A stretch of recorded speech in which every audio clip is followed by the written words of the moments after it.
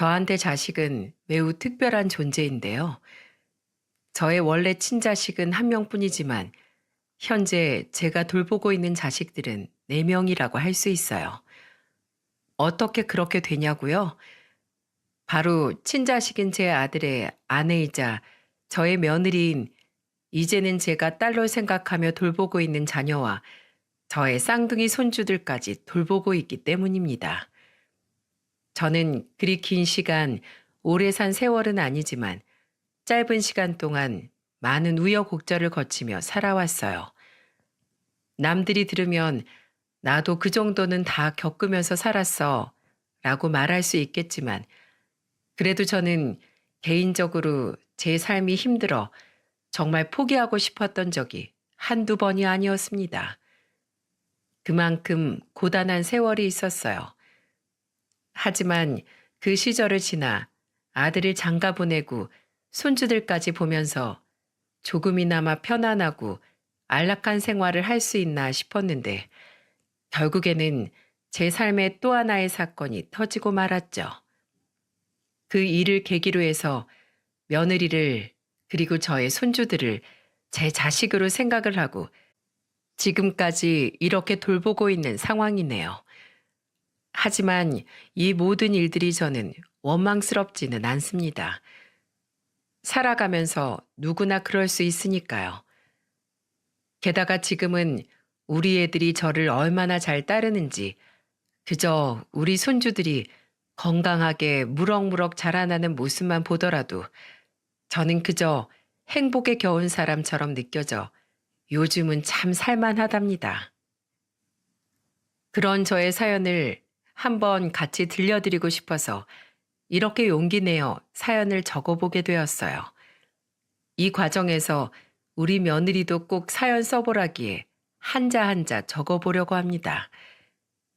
저는 어릴 때 가난한 부모 밑에서 태어나 유년 시절을 참 힘들게 지냈습니다. 물론 제 주변 사람들도 그리 넉넉한 삶을 산 건 아니었지만 저는 특히나 더 힘이 들었어요. 그래서 일찍 시집을 갔고 그래도 좋은 남편 만나 그나마 행복한 결혼 생활을 유지하고 있었죠. 남편은 동네에서 자주 보던 사람이었고 공장에서 일을 하는 남자였는데 제 친구의 지인으로 소개를 시켜주어 만날 수 있었습니다. 그 사람도 공장에서 일을 하는 사람인지라 넉넉한 생활을 하는 사람은 아니었지만 만나면 만날수록 참 괜찮은 사람이다 라는 생각이 들었어요. 왜냐하면 늘 만날 때마다 꽃을 선물해 주었고 자연스럽게 나오는 매너 있는 행동들이 있었거든요. 그렇게 1년 정도를 지켜보다가 이 사람이라면 내 인생을 맡겨도 되겠다 싶어서 결혼까지 갔습니다. 어린 나이였지만 저희는 정말로 서로를 좋아했고 그 시절 몇 없었던 연애 결혼을 할 정도였으니 얼마나 더 서로가 애틋했겠습니까? 근데 결혼 전에 시부모님의 반대가 꽤나 심했어요. 제가 시집가기 위해 인사를 가던 날 시어머니의 반응이 정말 놀라울 따름이었어요. 너는 집안도 볼 게 없어, 학벌도 볼 게 없어. 뭐 하나 보잘것없는 애가 우리 집에 시집 오겠다고? 우리 아들 공장에 다녀도 똑똑한 놈이야. 아무 여자나 만날 애가 아니라고. 됐고, 나는 이 결혼 절대 허락 못한다. 생각지도 못했던 어머님의 반대에 저희들은 난감해지고 말았어요. 하지만 이때는 서로가 서로에게 꼭 필요한 존재였기에 남편은 어떻게 해서든 시어머니를 설득하려고 했고 저도 계속해서 결혼 허락을 위해서 노력하다가 결국에는 허락이 안 되는 것 같아 남편을 포기하려고 했었죠. 그래서 그 당시에 실제로 헤어지자는 말까지 했었습니다. 당신 어머님이 그렇게까지 날 싫어하시는데 내가 어떻게 당신 옆에 있을 수 있겠어. 그리고 이러면 결혼해서도 나 시집살이 할 거 뻔한데 나 이제는 정말 힘들게 살고 싶지 않아. 지금까지도 가난한 부모님 밑에서 그 가난 때문에 매일 부모님 싸워대는 꼴 보고 눈칫밥 먹고 산 세월도 지긋지긋한데 나 결혼해서도 그러고 살고 싶지 않아. 그러니까 우리 여기까지 하자. 헤어져. 제가 남편에게 제 모든 솔직한 심정을 다 이야기하고 헤어지자고 했을 때 남편의 반응은 제가 생각했던 것과는 달랐어요. 남편은 깜짝 놀라며 저에게 매달리기 시작했고 어떻게 해서든 시어머니의 반응을 돌이키겠다며 저한테 사정을 했죠. 내가 정말 어떻게 해서든 엄마 마음 돌려놓을 거야. 당신 시집살이 할 일도 없을 거고. 그러니까 제발 나만 믿고 따라와. 나 정말 어떻게든 당신이랑 잘 살 거야. 당신도 그러고 싶어서 나랑 결혼하기로 한 거였잖아. 나 어떻게든 그 약속 지킬 거니까 꼭 나랑 결혼해줘. 남편의 간절한 사정에 저는 한 번만 더 믿어보기로 했고 남편의 대처를 묵묵히 기다리기로 했었어요.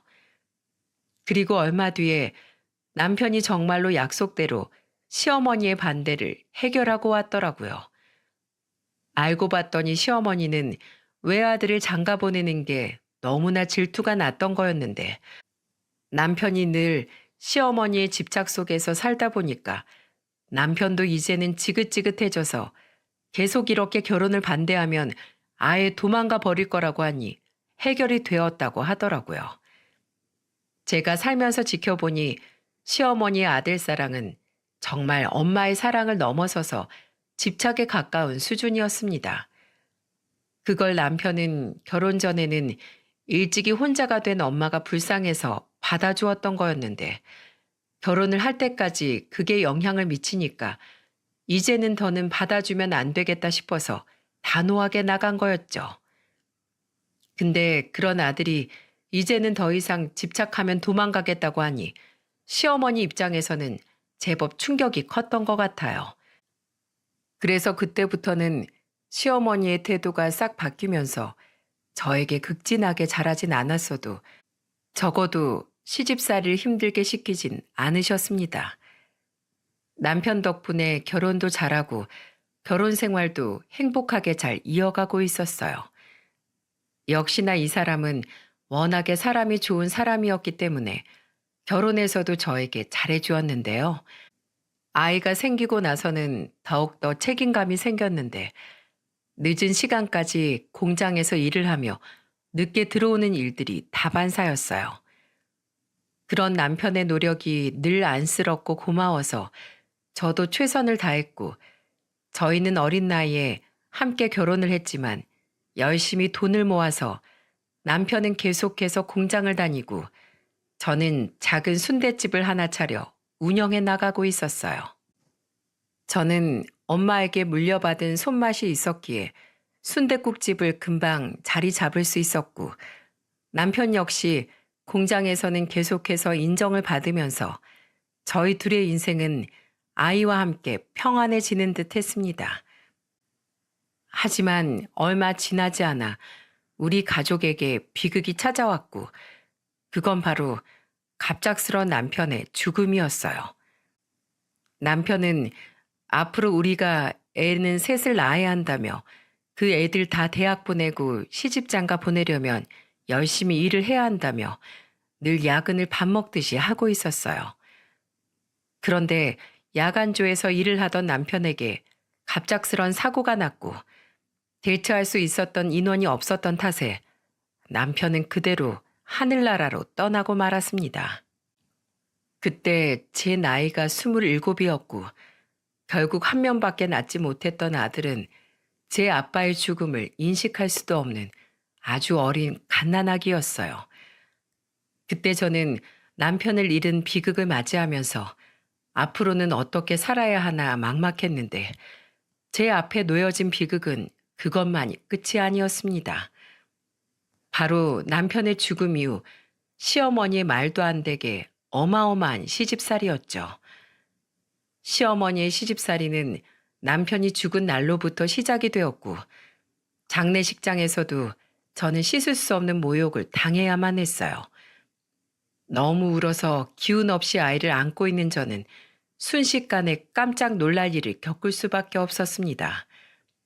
그건 바로 시어머니의 행패 때문이었죠.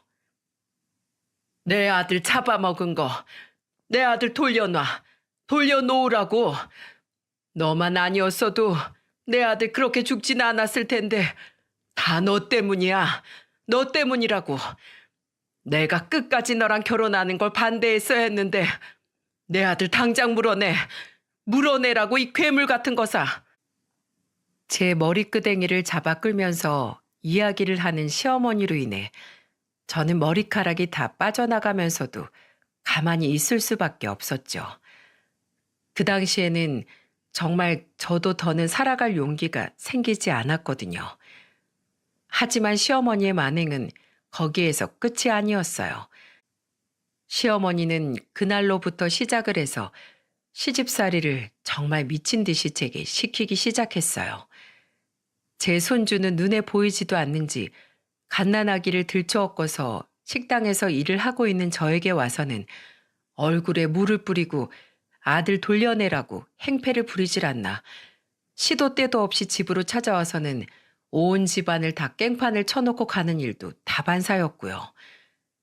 혼자 아들을 키우는 일도 너무나 벅찬데 시어머니의 시집살이까지 감당하려다 보니 정말 미치겠더라고요.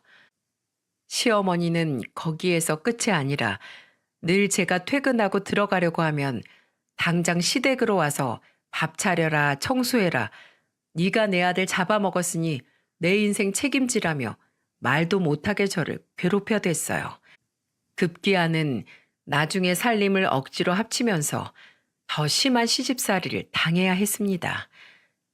결국 저는 그런 시어머니와는 더는 연을 이어갈 수가 없어서 시어머니 몰래 아들을 데리고 도망을 쳤고 가게도 순식간에 처분을 하고는 거의 야반 도주하다시피 도망을 가버렸습니다. 그렇게 해서 지옥 같던 시집살이에서 벗어날 수 있었어요. 저도 남편 일은 슬픔이 컸지만 그래도 혼자가 된 시어머니가 불쌍해서 잘해드리며 최선을 다해 살아보려고 했지만 그 모든 행패를 받아주기에는 제 인생이 너무나도 고단했어요. 그래서 결국에는 도망을 칠 수밖에 없었죠. 도망간 그 자리에서는 다시 가게를 얻을 만한 수준이 안 돼서 시장에서 아이를 들쳐업고는 나무를 팔아가면서 악착같이 살았어요.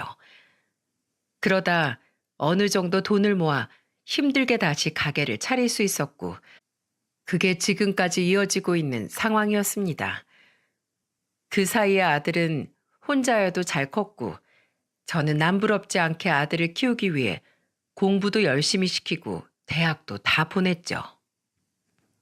요즘 세상에야 대학 못 가는 사람들은 없다고 하지만 우리 아들은 고맙게도 공부도 열심히 해서 대학도 좋은 대학을 나왔어요. 그 덕에 취업도 잘하고 장가도 잘 갔습니다. 아들은 저를 닮았는지 결혼을 일찍 하고 싶어 했어요. 하지만 제가 해보니 일찍 결혼한다고 해서 좋을 것이 없었기에 저는 좀 늦게 하라고 했고 착한 아들은 또 그 말을 잘 따라줘서 만나던 아이와 오래 연애를 하다 결혼을 했습니다. 물론 그게 꼭 제 말 때문만은 아니었고 상대 쪽에서 한창 일을 열심히 하고 싶어 하던 때라 둘 다 결혼을 늦게 한 것도 있었죠. 어쨌든 그렇게 아들을 장가 보내고 나니까 저는 정말 홀가분해지는 듯한 기분이 들었어요. 이제는 나도 나만 생각하면서 좀 여유 있게 살 수 있겠구나 싶었거든요. 게다가 우리 며느리 된 아이가 정말 좋은 아이라 저에게 끔찍하게 잘했기 때문에 저는 그것도 정말 큰 복이라고 생각하며 살았습니다. 아들이 결혼할 당시에는 같이 서울에서 지내고 있어서 며느리를 볼 날이 많았어요.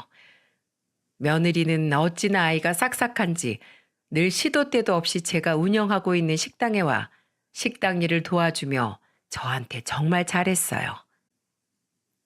어머니, 저 왔어요. 오늘은 저녁인데 손님이 별로 없네요. 잘 됐다. 얼른 정리하고 퇴근하고서 어머님이랑 맛있는 거 먹으러 가야지. 아이고, 일 끝나고 퇴근했으면 집에 가서 쉴 생각을 하지. 뭐하러 또 여길 왔어? 자꾸 이렇게 오지 말라니까. 이럼 나도 내 아들한테 지 마누라 뺏어간다고 미움사. 헤이, 지가 미워해 봤자죠. 누구 손엔데. 그리고 저는 어머님 이렇게 혼자 고생하시는 거 못 봐요. 아휴, 오늘도 이 손 다튼 것 좀 봐. 제가 핸드크림은 꼬박꼬박 바르시라고 몇 번을 이야기해요, 어머님. 어머님 손 생각해서 제가 얼마나 비싼 돈 주고 사온 건데. 아유, 바른다고 바르는데도 일하다 보면 자꾸 까먹네. 앞으로는 잘 바를게. 누가 사준 건데 발라야지 암. 그럼요, 그럼요. 이거 하나에 2만 원도 넘는 핸드크림이에요. 꼭 잘 바르셔야 돼요. 이렇게 우리 며느리는 싹싹하고 저한테 정말 잘하는 아이였습니다. 이것뿐만이 아니었어요. 틈틈이 저희 식당으로 와 일을 도와주는 것도 모자라서 며느리는 틈이 나는 대로 저를 데리고 놀러 다니기에도 바빴죠. 그런 아이를 보면서 생전에 남편과 이루지 못했던 꼭 딸을 낳고 싶었던 그 바람이 여기에서 이뤄지는구나 싶어서 한 번씩 감격스럽기까지 했었어요. 거기다가 며느리의 시어머니 사랑은 거기에서 끝이 아니었답니다. 제가 어느 날 한 번은 손님과 시비가 붙은 날이 있었어요.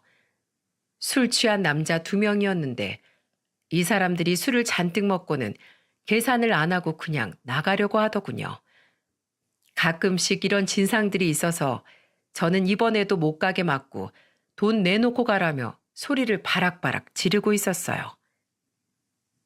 야, 돈 내놓고 가라고? 그렇게나 많이 먹었으면 돈은 내놓고 가야 할 거 아니야? 어디서 그냥 도망가려고 들어? 돈 안 내면 당장 신고해 버릴 테니까 그렇게 알아. 맛대가리도 없는 음식 먹어줬더니 뭐? 신고를 해? 이 여편 내가 미쳤나? 당신 여기 가게 접고 싶어 한장했어? 어? 적반하장으로 나오는 술 취한 손님을 보면서 저는 주변에서 다들 쳐다보는 것 때문에 치사하고 더러워도 다른 손님 때문에 참자는 심정으로 좀 참아보려고 했었어요. 근데 도를 넘어가는 상황이 계속되자 저도 결국에는 격해졌는데 그게 통하지가 않더라고요. 근데 그때 저에게 정말 구세주 같은 손길이 나타났고 그 손길은 바로 며느리의 작고 야무진 손이었습니다. 서로 감정이 격해지려던 찰나에 급기야는 그 손님은 나를 밀치려고 했고 그때 우리 며느리가 어디에서 나타났는지 되려 그 남자들을 밀치면서 짠하고 나타났더라고요. 아저씨, 어디다 대고 행패야 행패는?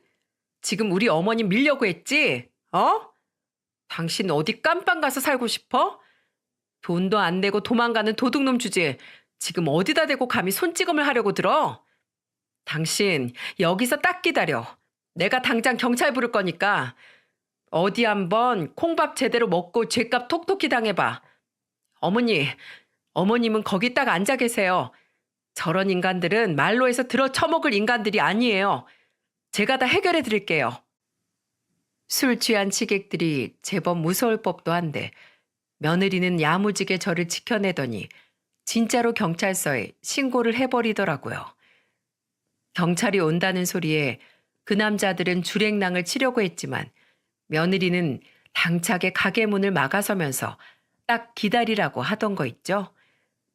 그리고 그새 아들에게 전화를 했는지 아들까지 달려와 가게 문을 지키고 있었고 그 사람들은 경찰들이 오고 난 이후에야 풀려날 수 있었습니다. 물론 돈도 정확하게 다 받을 수 있었고요. 이런 며느리와 함께 하는데 제가 얼마나 든든하고 행복하지 않을 수 있었겠어요? 하지만 며느리가 저에게 잘한 일들은 여기에서 또 끝이 아니랍니다.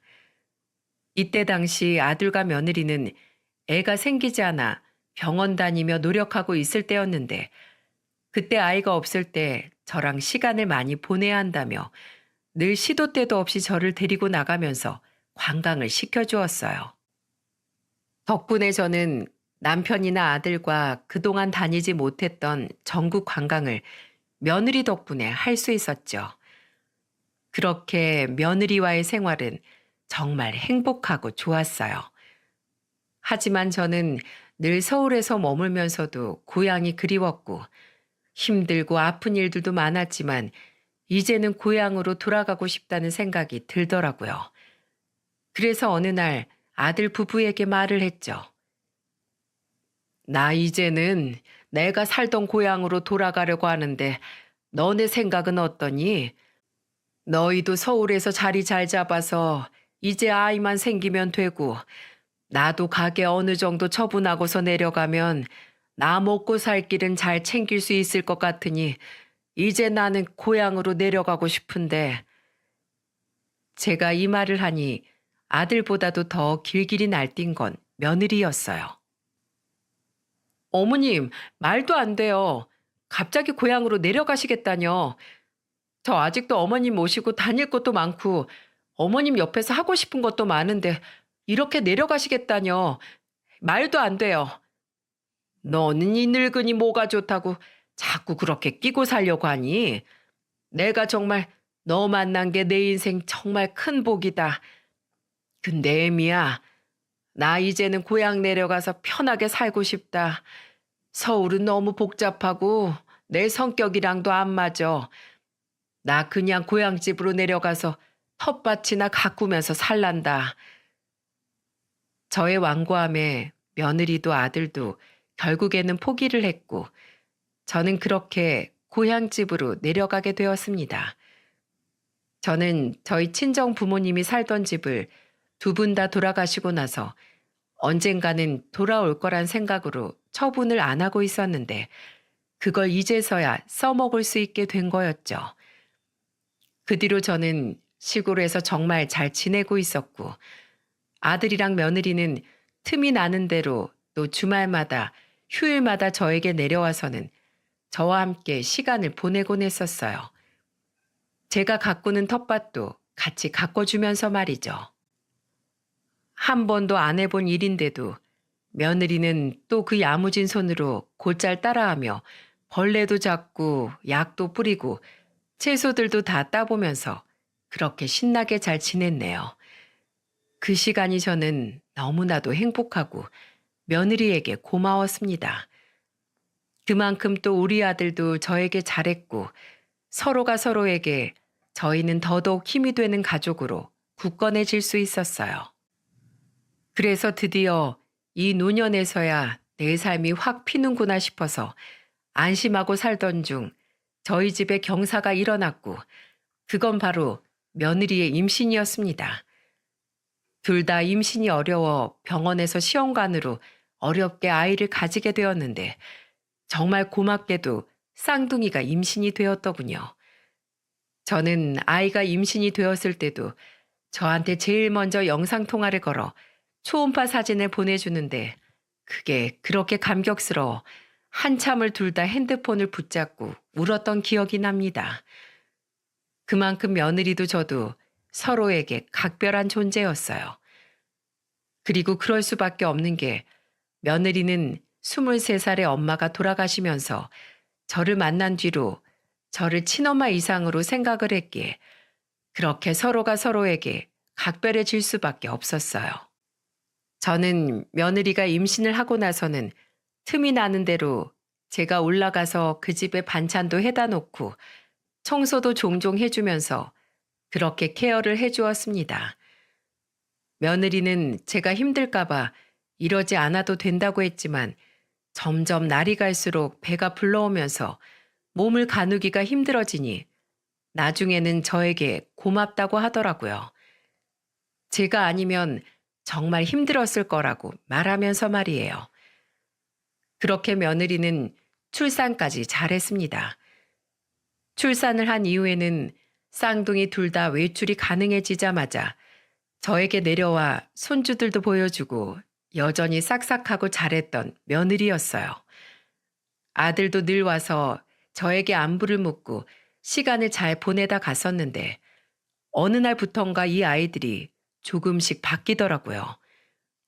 처음에는 바빠서 못 내려온다기에 제가 가겠다고 했더니 오지 말라고 하면서 점점 저랑 소통하는 시간도 없어지면서 저는 자연스럽게 시골에서 혼자 시간을 보내는 일들이 잦아졌습니다.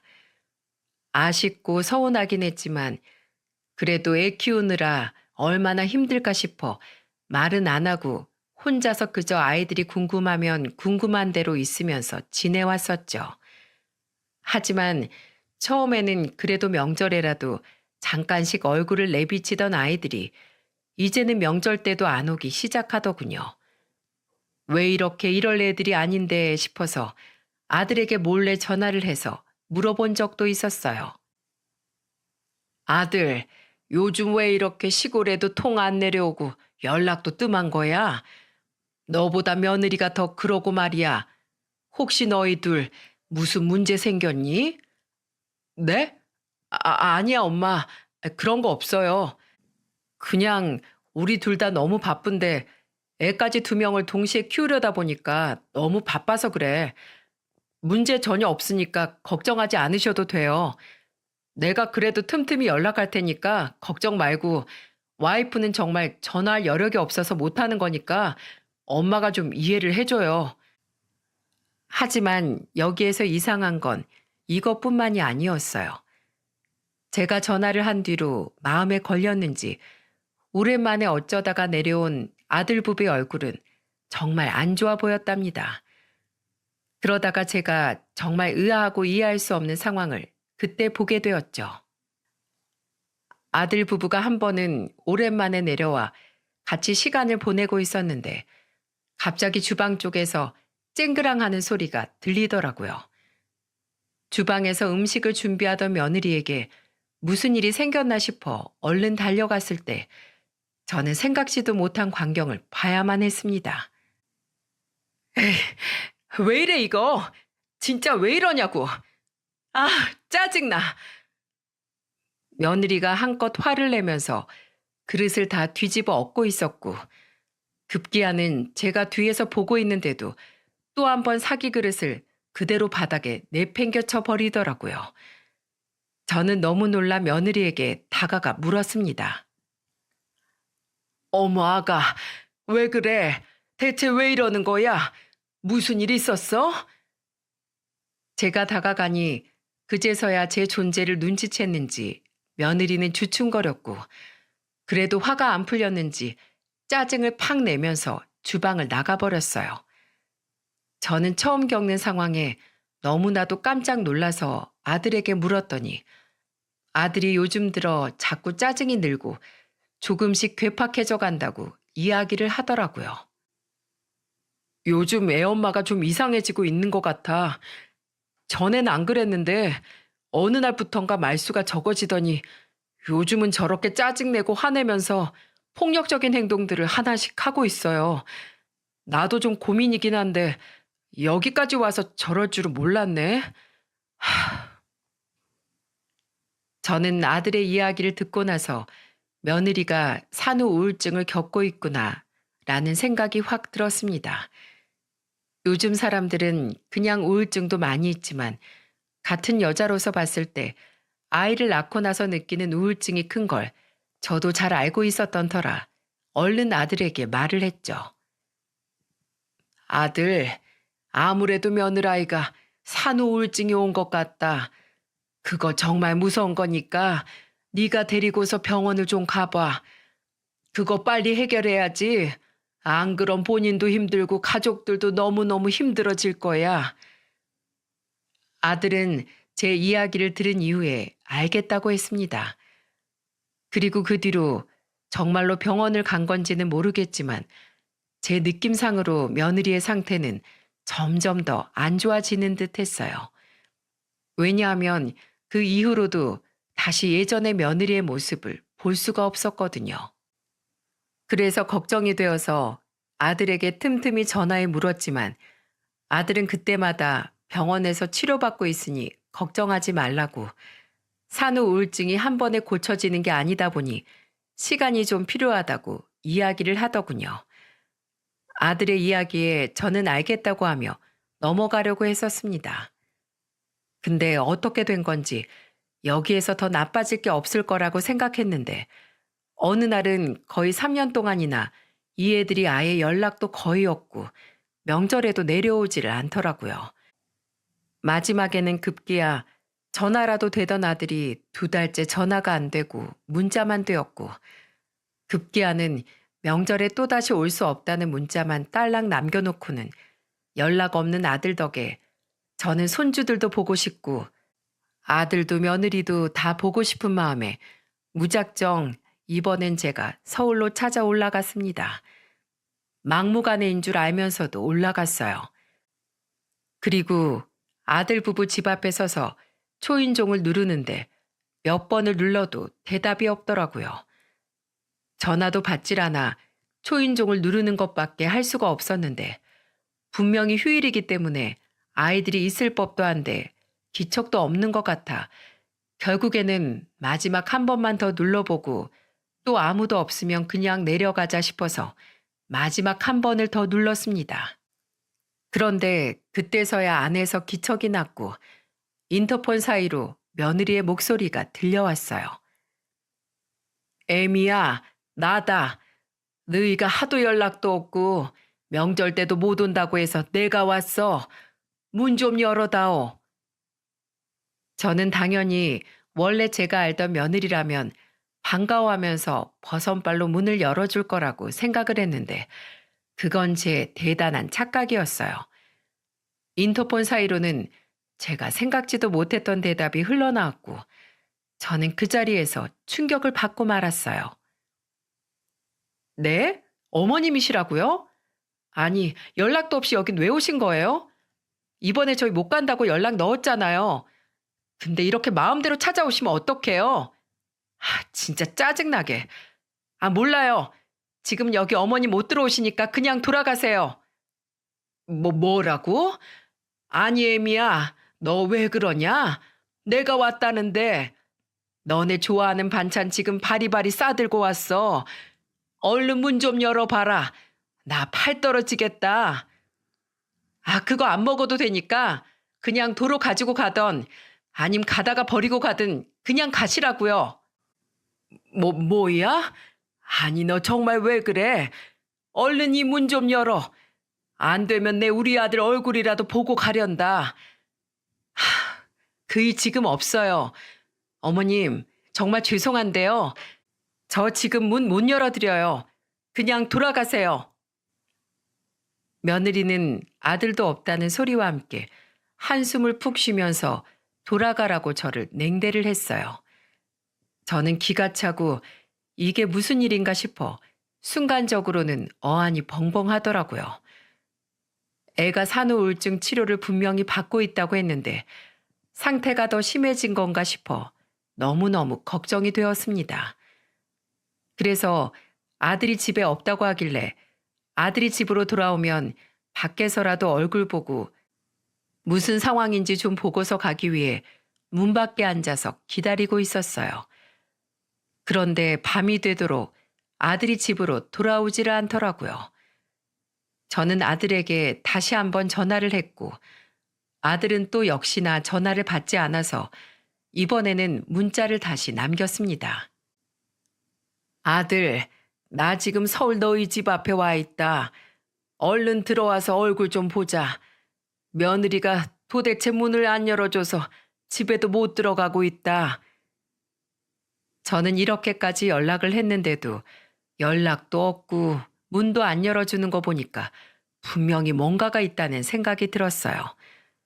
그래서 이대로는 그냥 가면 안 되겠다고 생각을 했죠. 그래서 아들이 들어오든 아니면 며느리가 문을 열고 잠깐 나오든 어쨌든 틈이 날 때까지 기다려보기로 했어요. 그리고 다행히도 그 생각을 하고 얼마 안 돼서 며느리가 잠깐 밖으로 나오는 듯 했고 저는 그 문이 열리자마자 며느리에게 다가갔습니다. 얘, 도대체 무슨 일이길래 문도 못 열어준다는 거야? 나 지금 당장 너희 집으로 들어가야겠다. 아들 녀석은 오지도 않고. 문 앞에 제가 있을 거란 생각을 전혀 못했는지 며느리는 저를 보자마자 당황했고 막무가내로 열린 문틈 사이로 들어가는 저를 제지하지 못한 채로 그대로 며느리도 같이 집으로 다시 들어왔습니다.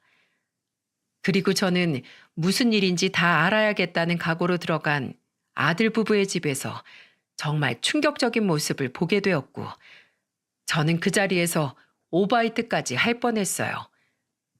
제가 들어간 아들 부부의 집은 평소에 제가 아는 모습이 아니었고, 완전히 쓰레기집도 그런 쓰레기집이 따로 없더라고요. 온 집안은 여기저기 정리가 안 되어 난리가 되어 있었고, 집안에서는 하수구 냄새도 음식물 썩는 냄새도 아닌 온갖 악취가 다 섞여서 나고 있었죠. 저는 그 광경을 보면서 너무나도 놀라 손에 쥐고 있던 반찬통들을 그대로 놓쳐버렸어요. 그 거실 한 구석에서는 쌍둥이 손주들은 완전 꼬질하다 못해 거지꼴로 누워서 잠들어 있었고, 저는 그 모습을 보면서 경악을 할 수밖에 없었죠. 이게 다 뭐냐? 아니, 이게 다 뭐야? 저는 너무나 놀라 소리를 쳤고, 저의 소란에 놀랐는지 집 밖에 있는 줄 알았던 아들 녀석이 안방에서 깜짝 놀라 나오더라고요. 저는 그것도 보고 기가 차서 무슨 일인지 물었습니다. 아들, 너 집에 있었어? 아니, 도대체 넌 왜 집에 있으면서도 연락도 안 되었던 거야? 그리고 며느라가 너는 왜 얘가 집에 없다고 한 거고? 다 설명해라. 얼른 당장. 기겁을 하며 묻는 저의 목소리에 며느리는 벌써부터 짜증이 솟구치는지 얼굴에 기분 나쁜 표시가 확 드러나기 시작했고, 아들 녀석은 모든 것을 다 체념했다는 듯 저에게 그동안 있었던 모든 일들을 다 이야기했습니다. 저는 그 이야기를 듣는 내내 제 두 귀를 의심할 수밖에 없었고, 가슴을 치면서 울 수밖에 없었어요.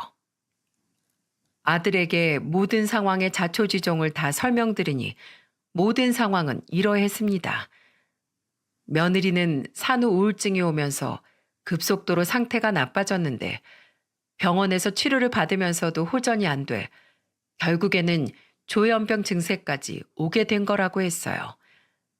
근데 이게 저도 이해가 되는 게, 한 번씩 저희 집에 내려오면 애가 헛소리를 하거나 좀 다른 사람처럼 행동할 때가 있었는데, 그게 바로 조현병 증세라고 하더라고요. 무엇보다 이 이야기를 전부 다 전해 듣는 이 순간에도 며느리는 분에 차서 어쩔 줄을 몰라 하고 있었어요. 아들의 말로는 이렇게 순식간에 화를 내고 또 순식간에 우울해지는 일들을 반복했고, 청소나 일상생활이 전혀 되지 않아 아무리 치우고 치워도 집이 금세 쓰레기장으로 변해 본인도 거의 포기 상태로 지내고 있었다고 하더군요. 저는 여기까지 이야기를 들으며 정말 충격을 받기도 했지만 또 화가 나기도 했습니다. 왜 이 지경까지 되도록 이야기를 제게 안 했나 싶더라고요. 그래서 전 바로 화를 내버렸습니다. 일이 이렇게까지 되는데 왜 말을 안 한 거야? 나한테 말이라도 했으면 어떻게든 같이 해결을 하려고 했을 거 아니야. 왜 이렇게 일을 크게 만든 거야, 왜? 저는 제가 화를 내자 아들 녀석은 인생을 힘들게 살아온 저에게 또 힘든 짐을 지어줄 수 없어서 그랬다며 이야기를 하더군요. 하지만 제가 화가 날 일은 거기에서 또 끝이 아니었어요. 며느리는 이미 이 이야기를 듣자마자 제가 모든 사실을 알고 나니 길이길이 날뛰기 시작했고, 막 지 남편에게 덤비기를 시작했어요. 야, 네가 뭔데 그걸 다 말해? 네가 뭔데? 아, 이놈의 집구석 진짜 지겨워. 지겹다고. 당장 꺼져. 당신도 당장 꺼지란 말이야. 지 남편에게 덤비다 못해 이제는 저한테까지 손찌검을 하며 덤비려는 걸 아들 녀석이 가까스로 막았고, 한참을 저희는 셋이서 실랑이를 벌인 뒤에야 며느리는 잠잠해질 수 있었습니다. 그러는 사이에 애들은 소란에 깨버려서 울고불고 난리가 났고, 저는 이게 도대체 무슨 상황인지 알 수가 없었어요. 정말로 이해할 수가 없는 상황이었죠. 몇 시간에 걸쳐 이 상황들을 정리해 놓고 며느리와 손주들을 진정시켜 놓은 뒤에 재우고 저는 아들 녀석과 함께 집안을 싹 다 치우기를 시작했어요. 그리고 거기에서 저는 끝나지 않은 충격적인 사실을 또 맞이해야 했습니다. 제가 집을 청소하면서 보니까 이상한 점이 있었는데 아들 녀석이 출근하는 흔적이 전혀 없더라고요. 게다가 아들 이름으로 된 약들이 한쪽에 수북하게 쌓여 있길래 저는 곧바로 다시 물었어요. 너 출근은 하고 있는 거야? 아니 도대체 이 약들은 또 뭐니? 너도 정신과 다니고 있어? 아가 저렇게 되면서 너까지 정신적으로 힘들어진 거야? 제가 이렇게까지 물어보니 그때부터 아들은 그간에 꾹 참아왔던 서러움이 터져버렸는지 갑자기 엉엉 울기 시작하더군요. 저는 당황하기도 전에 아들의 힘들었던 시간들이 느껴져 안쓰러움이 확 밀려와 함께 아들과 울면서 안아주었습니다. 그렇게 아들을 진정시킨 뒤에 아들은 저에게 한 가지 이야기를 해주었는데 그게 바로 저에게는 또 다른 충격을 주는 이야기였어요. 엄마 실은 나 위암이래. 아직은 그래도 초기이긴 한데 근데 내가 지금 병원 다니면서 치료받을 여건이 전혀 안 돼. 와이프는 저러고 있지. 애들까지 어떻게 감당이 안 되지. 그래서 그냥 일단 약만 타서 먹으면서 지내고 있던 중이었어요. 엄마, 나 진짜 너무 힘든데 그렇다고 저렇게 아픈 사람 놓고 이혼할 수도 없는 거잖아. 나 진짜 어떻게 해야 될지 모르겠어요. 저는 아들의 이야기를 들으며 정말 끔찍하다는 생각을 했고 이 모든 상황이 오기까지 얼마나 이 애들이 힘들었을까라는 생각이 들어서 마음이 찢어지는 것 같았습니다.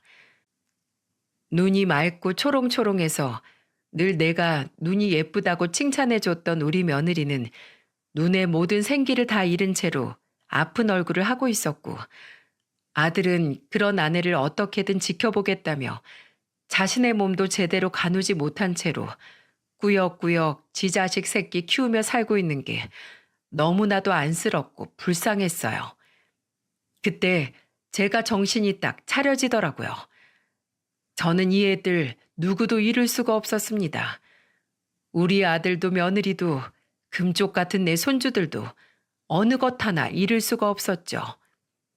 그래서 큰 결심을 하고 아들과 상의를 하고서 큰 결단을 내렸고 그건 바로 며느리를 정신병원에 입원시키는 거였죠. 조현병까지 갔으면 그냥 일반적인 치료로는 어려울 것 같았고 실제로 병원으로 갔을 때 입원을 해서 치료를 하는 게 가장 좋다고 하기에 바로 입원을 시켜버렸어요. 역시나 며느리는 난리가 났고 급기야는 저에게 사정사정을 하더라고요. 어머니, 어머니, 저 정말 병원 가기 싫어요. 끔찍해요. 지금 저 버리시는 거예요? 네? 그런 거예요? 야, 네가 날 감히 버려? 어? 네가 그러고도 무사할 수 있을 것 같아? 아, 싫어. 다 싫다고. 이렇게까지 거부하는 며느리를 보면서 저는 울면서 며느리를 설득했고 그게 먹히지 않자 강제 입원으로 며느리를 입원시킬 수가 있었습니다. 그 뒤로는 손주들은 제가 다 케어를 하면서 아들은 위암 치료를 받게 했어요. 아들은 다행히도 큰 수술까지는 가지 않아도 되었기 때문에 간단하게 치료를 받았고 다행히도 결과가 잘 나와 지금은 회복을 잘 하고 있는 중에 있습니다. 며느리는 병원에 간 뒤로 자주 면회를 갔어요. 그 시간이 장장 1년이 넘는 시간이었어요. 정신병은 그렇게 쉽게 나는 병이 아니었기에 며느리는 입원 치료를 하면서 정말 어려운 시간들을 보냈는데요. 밖에서 저와 아들 녀석은 며느리가 이번에 최선을 다할 수 있게 아이들도 꼬박꼬박 데리고 갔고, 정말 다행히도 며느리가 병원에서 조금씩 상태가 호전이 되면서 스스로 치료를 받을 만한 의지가 생겼는지 적극적으로 치료에 임한다는 이야기를 들을 수 있었습니다. 덕분에 생각보다도 훨씬 빨리 며느리는 퇴원을 할 수 있었고요. 그 사이에 저는 시골집도 다 내팽겨치고 오로지 아들과 손주들을 케어하는데 힘을 쓰고 있었어요. 그러면서도 우리 며느리가 어찌나 보고 싶은지 하루하루 며느리와 함께 있었던 좋은 추억들을 생각하고 다시 그때로 꼭 돌아갈 수 있다는 희망을 놓지 않으며 하루하루를 악착같이 버티고 있었죠. 그러다 정말 며느리가 상태가 더 좋아져 퇴원을 하게 되었고, 저도 며느리도 퇴원을 하는 날 서로 부둥켜 안으며 얼마나 울었는지 모릅니다. 어머님, 정말 감사합니다. 저 이렇게 못나게 행동하고 이기적으로 어머니께 못되게 행동했는데도 절 끝까지 기다려 주셔서 감사해요. 어머님, 저 정말 너무너무 보고 싶었어요. 너무너무 어머님이 그리웠어요. 병원에서 치료받으면서 정신 들 때마다 제 상태를 보면서 어머니께 남편한테 또 우리 애들한테 버림받으면 어떡하나 얼마나 걱정하고 고민했는지 몰라요. 근데 이렇게 저 안 떠나고 끝까지 기다려 주셔서 감사합니다. 정말 감사해요, 어머님. 아가, 내가 널 버리긴 왜 버리니? 눈에 넣어도 안 아까운 내 딸이나 다름없는데 정말 다행이다. 정말 다행이야. 네가 다시 돌아와서 정말로 다행이야. 네 그 마음의 병이 다시는 낫지 않게 되면 어쩌나. 내가 얼마나 고민하고 걱정했는지. 근데 이제 됐다. 이제 다 됐어. 네가 괜찮아졌다니 난 이제 여한이 없다. 네 남편도 치료 잘 끝나서 지금은 아주 건강해. 이제 너희 둘이서 애들이랑 행복하게 사는 일만 남았으니까 앞으로는 우리 그것만 생각하자. 알았지? 네, 어머님, 그럴게요. 저 이제 정말로 행복하게 살 생각만 할게요. 그렇게 저희는 눈물을 펑펑 쏟아내며 서로를 끌어안고는 한참을 울었습니다. 그 옆에서 제 아들 녀석도 손주들도 얼마나 울었는지 몰라요. 그대로 저희는 아들 부부의 집으로 돌아갔습니다. 너무나도 말끔해지고 깨끗해진 자신의 집을 보면서 며느리는 또 한 번 눈물을 훔치더라고요.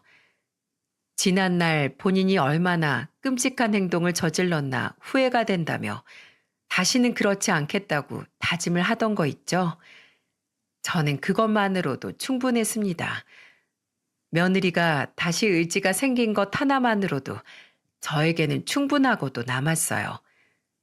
하지만 아직 아들도 완치 판정을 받기까지 시간이 좀 더 있어야 하고 며느리는 계속 왔다 갔다 하면서 치료를 받아야 하는 상황이기 때문에 저는 그대로 서울에서 남아 손주들을 같이 케어해 주기로 했습니다. 저는 이 4명 중 누구도 잃을 수 없었기에 어떻게든 이 애들을 다 제대로 살려내기 위해 무슨 짓이라도 할 생각입니다. 그래서 끝까지 행복하게 우리 5명이서 오래오래 살아갈 거예요. 다행히도 아들 녀석은 다시 직장을 구해서 일을 다니며 돈을 벌기 시작했고 며느리는 정상적인 직장 생활은 어려운 상황인지라 틈틈이 아르바이트를 하며 시간을 보내고 있어요. 또 건강한 몸과 마음을 유지한다며 최근에는 저랑 열심히 밤에 조깅도 하고 배드민턴도 치면서 가벼운 운동도 하고 있는 중이랍니다. 그 사이에 우리 손주들은 다시 안정을 찾아가고 있어요. 이 어린 것들이 엄마 품에 있어야 할 때 그러질 못했는데 요즘은 다시 온전한 사랑을 잘 받으면서 안정적으로 잘 커나가고 있는 중이랍니다. 또 상황이 많이 안정이 되어서 얼마 전에는 가족 사진까지 찍었네요. 다들 그 사진 속에서 환하게 웃고 있는데 그 모습이 또 어찌나 감격스러운지 며느리와 저는 눈물까지 훔쳤었네요. 여러분, 인생 참 바람 잘 날 없다고 하잖아요. 제 인생이 딱 그런 것 같습니다. 바람 잘 날 없는 제 인생, 노년에는 좀 편하게 살아보려나 했더니 또 이렇게 저에게 시련 아닌 시련이 왔지만 저는 이제 이게 시련이라는 생각이 들지 않아요. 오히려 우리 가족이 더 끈끈하게 맺어지는 기회라는 생각이 드네요. 그래서 저는 앞으로 어떻게든 우리 가족을 지켜낼 생각입니다. 우리 아들도 며느리도 손주들도 그리고 저도 끝까지 잘 지켜내서 끝까지 행복하게 살아가려고 해요. 여러분도 저의 삶을 응원해 주시고 우리 가족들 이제 다시는 아프지 말고 늘 건강할 수 있도록 기도해 주시기를 바라겠습니다. 그리고 여러분의 삶에도 늘 좋은 일들만 넘쳐나고 가족 간의 사랑이 더 끈끈해져서 노년까지 행복한 삶을 유지하시도록 저 역시 기도하겠습니다. 길고 긴 사연 들어주셔서 정말 감사합니다.